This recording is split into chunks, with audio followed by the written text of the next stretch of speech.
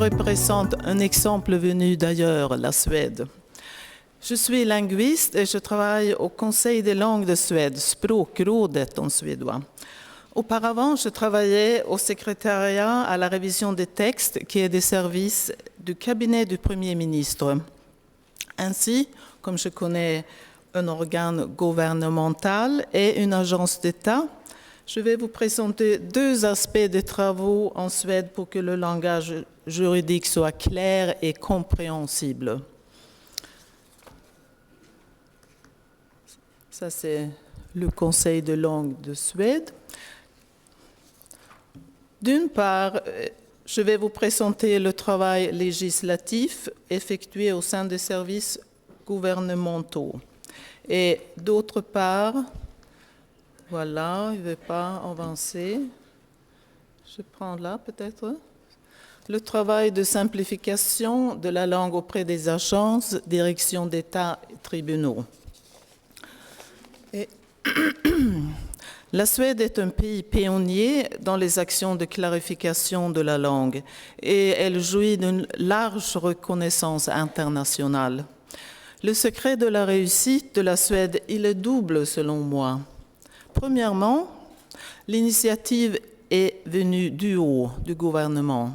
Et deuxièmement, l'université a déjà, à la fin des années 70, formé des linguistes spécialisés, des conseillers en langue aptes à impulser et à réaliser ces travaux. Et ça, c'est très, très important pour la réussite.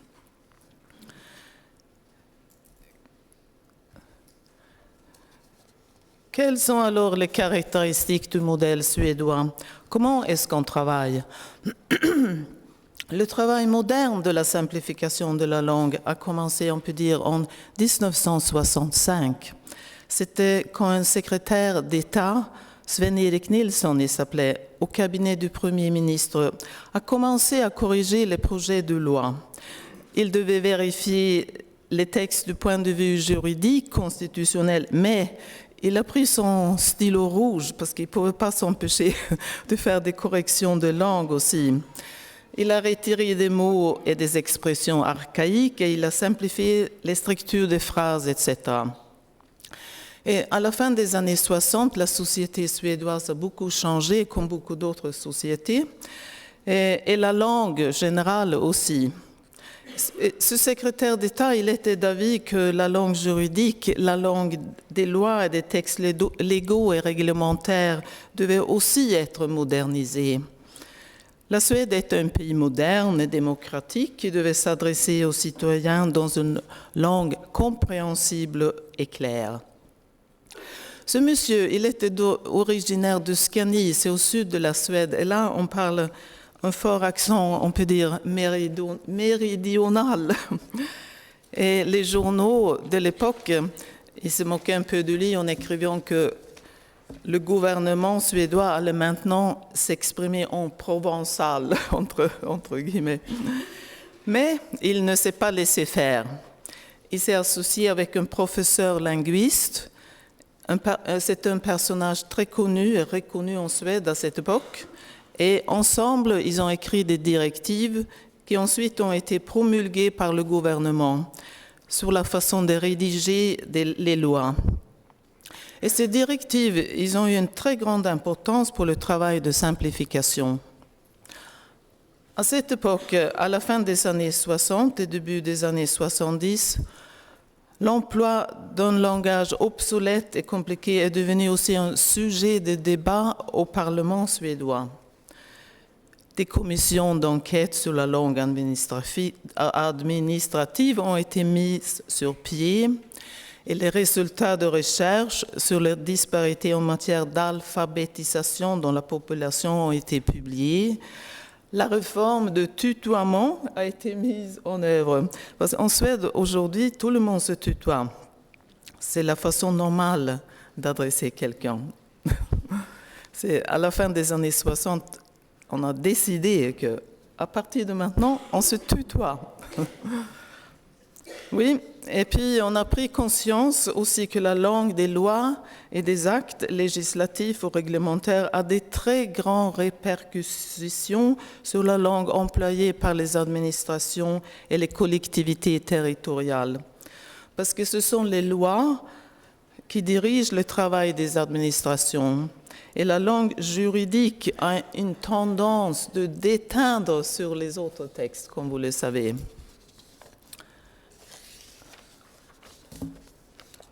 Quelques années plus tard, dans les années 70, on a établi au cabinet du Premier ministre le secrétariat à la révision des textes, où travaillent des linguistes en coopération étroite avec des juristes. Ils révisent toutes les propositions et projets de loi, les décrets et ordonnances, les mandats des commissions d'enquête, etc. D'abord, on révise le texte chacun de son côté, linguiste, juriste. Et après, on se met d'accord avant de renvoyer le texte à l'auteur. Tous les textes doivent être approuvés par le secrétariat avant d'être imprimés. Et il y a beaucoup de discussions avec les auteurs. Et quelquefois, si on n'arrive pas à se mettre d'accord, on hisse la question au niveau du secrétaire d'État ou même du ministre si c'est une question d'une extrême importance. Mais ça, c'est très rare de faire ça. Et quelques chiffres, le nombre de propositions gouvernementales révisées par les juristes pour le contenu et par les linguistes pour la langue en 2014. Vous voyez les chiffres pour vous donner une idée. La révision finale est importante, mais à ce stade tardif du processus législatif, on ne peut pas faire de très grands changements. C'est pourquoi d'autres méthodes ont été développées. Le secrétariat à la révision des textes, il donne aussi des cours pour la rédaction des propositions et des mandats des commissions d'enquête. Ils écrivent des manuels, des directives, des articles. Ils participent aux commissions d'enquête en tant qu'experts attitrés. Et ils offrent des cours individuels, surtout pour des employés récemment recrutés. Et ils répondent à des questions de langue, etc., etc. Ça, c'est un travail préventif, on peut dire. Le travail quotidien du secrétariat consiste en grande partie, bien sûr, à effectuer des modifications dans les textes de loi en vigueur, ajouter un paragraphe, retirer une formule obsolète, etc. Mais si on veut réviser de fond en comble un texte de loi ou rédiger une nouvelle loi, comment fait-on ? Une loi doit satisfaire aux mêmes exigences que d'autres types de textes. Elle doit être facile à saisir dans son ensemble, avoir un plan adapté à son objet, à être rédigé dans un langage correct, clair et compréhensible. Une loi moderne débute habituellement avec une description de son contenu, qui donne au lecteur une vue d'ensemble du contenu de la loi entière. Elle est divisée en chapitres qui correspondent chacun à une rubrique et en sous-rubriques informatives. On y trouve quelquefois aussi une synthèse du chapitre en introduction. Chaque article de loi doit contenir au maximum 3 paragraphes et chaque paragraphe ne doit contenir qu'une seule idée. L'articulation logique entre les paragraphes de l'article doit être évidente, tant sur le plan du contenu que de la forme. Et la langue employée dans la rédaction de la loi doit bien sûr être claire et simple, et la construction des phrases doit être simple. Et la terminologie employée doit être aussi compréhensible. D'accord. Maintenant, laissons de côté le travail législatif et réglementaire pour aborder mon Second volet, c'est-à-dire le travail de simplification de la langue administrative auprès des agences, des directions d'État et des tribunaux. Mais d'abord, quelques mots sur le Conseil des langues. Le Conseil de langue où je travaille actuellement est une agence gouvernementale, c'est difficile à dire, chargée de suivre l'évolution de la langue suédoise, écrite, ainsi que celle des langues minoritaires. On a 5 langues minoritaires nationales et puis il y a 150 ou 200 langues d'immigrants en Suède. Et de mettre en œuvre la politique linguistique votée par le Riksdag, le Parlement, en 2005, c'est-à-dire il y a 10 ans. Le Conseil des langues a été créé ensuite, en 2006, afin de réaliser cette politique linguistique. Et en 2009, une nouvelle loi est entrée en vigueur, la loi sur les langues de Suède. Une tâche très importante, c'est d'encourager les agences publiques à travailler au plus près leur langue de communication, ce qu'on appelle en suédois klarspråk, langage clair, plain language en anglais. Selon la politique linguistique, les administrations publiques et les collectivités territoriales sont responsables de la langue qu'ils utilisent dans leurs activités. Et nous, le Conseil, nous doit surveiller l'application de la loi et rendre compte chaque année au gouvernement de la situation linguistique en Suède. Sur les questions de langue, le Conseil doit par exemple œuvrer pour que les administrations publiques utilisent une langue soignée, simple et facile à comprendre, et suivre et évaluer les progrès du langage clair au sein des administrations publiques. Nous devons aussi encourager les administrations à initier et mener à bien des actions de langage clair, en organisant des séminaires, des conférences et en publiant des manuels, des dictionnaires, des livres, en faisant de la recherche, etc. Et voilà un échantillon des manuels, rapports et livres que nous publions.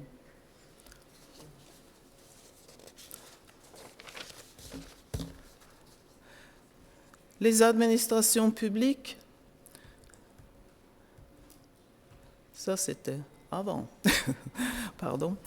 Et les administrations publiques suivent bien nos conseils, ils appliquent de manière exemplaire nos directives, ils sont très obéissants.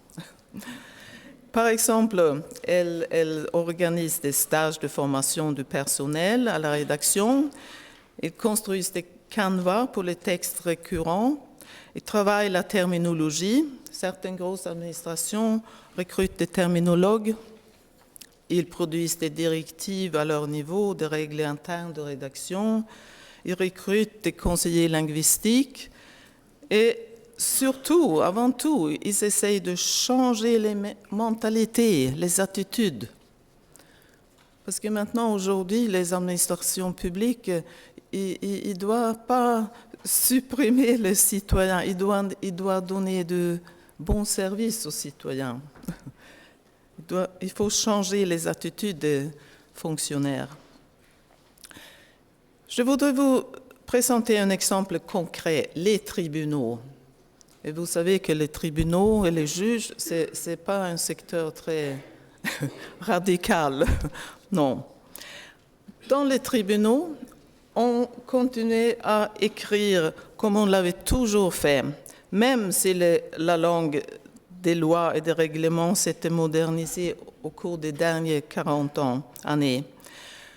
Et des évaluations tous les 2 ans de la confiance dont bénéficiaient les administrations centrales montraient que les tribunaux voyaient leur cote baisser de manière significative auprès des citoyens, alors qu'habituellement, les tribunaux avaient un capital de confiance élevé, aussi élevé que la police, la santé et l'école. Alors, le gouvernement décida de nommer une commission d'enquête, comme on le fait habituellement en Suède, pour étudier comment fonctionnait la communication entre les citoyens et les tribunaux. Il fallait faire quelque chose. On a fait alors appel à des linguistes spécialisés qui ont procédé à l'analyse des jugements rendus, qui ont enquêté sur la compréhension par les justiciables des termes employés et on interrogea aussi des avocats. Et les résultats étaient plutôt négatifs. On s'est rendu compte alors que la question « pourquoi ?» les motifs du jugement devaient apparaître de manière beaucoup plus distincte. Les justiciables ne comprenaient pas pourquoi ils étaient condamnés. La structure aussi des jugements rendus devait être améliorée et qu'il fallait aussi abandonner le ton pompeux, rigide et archaïque, etc. Et une batterie d'amélioration fut proposée. Et l'administration nationale des tribunaux, qui s'appelle Domstolsverket, c'est une organisation, on peut dire, parapluie qui donne du service à tous les tribunaux suédois. Il y a à peu près 80 tribunaux en Suède. Ils ont arrêté en 2010 une stratégie commune et un plan d'action pour les tribunaux pour optimiser la rédaction des jugements. Et notamment en exigeant que leurs auteurs écrivent en ayant en tête les parties concernées. Il faut écrire pour les parties concernées, pas pour les avocats ou pour d'autres tribunaux. Et qu'ils formulent de manière simple et pédagogique pourquoi le résultat du procès est comme ça et pas autrement. Les tribunaux et cours commencèrent alors un travail pour changer les attitudes influençant la rédaction du jugement et la considération accordée aux justiciables. Certains tribunaux ont été bien sûr sceptiques envers cette réforme et on se heurta à une résistance sourde. Chaque cour de justice est une administration indépendante en Suède. J'ai reçu des coups de téléphone de juges qui m'ont... Oh, ils étaient vraiment pas contents. Nous allons continuer à écrire comme on a toujours fait. Bon, d'accord. On n'entend pas bien. C'est mieux comme ça?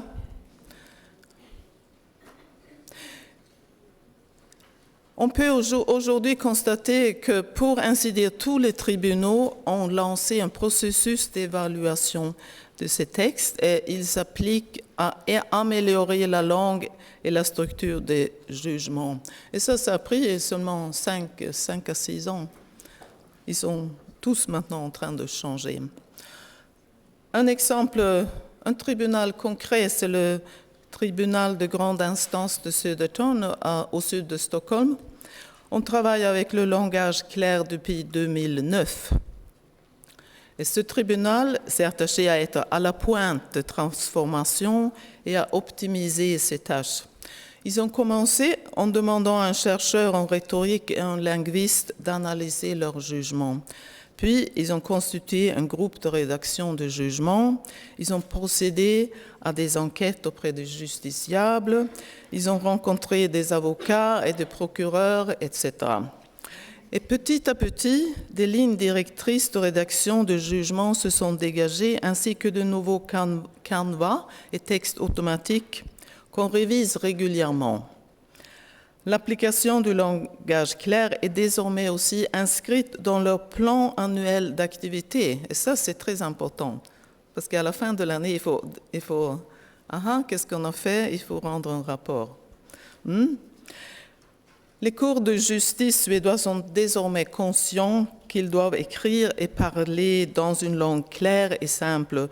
Et cela a transformé leurs relations avec les partenaires, qui sont beaucoup plus au centre de leurs préoccupations qu'auparavant. Mais l'acquisition du langage clair ne s'est pas définitivement établie. Elle gagne du terrain chaque jour. C'est un travail qui continue éternellement. Eh bien, il est temps que je conclue. Voici comment nous travaillons en Suède pour établir un langage juridique clair, d'une part au niveau du gouvernement, lois et décrets, et d'autre part au niveau des agences de l'État et des tribunaux. Merci pour votre attention.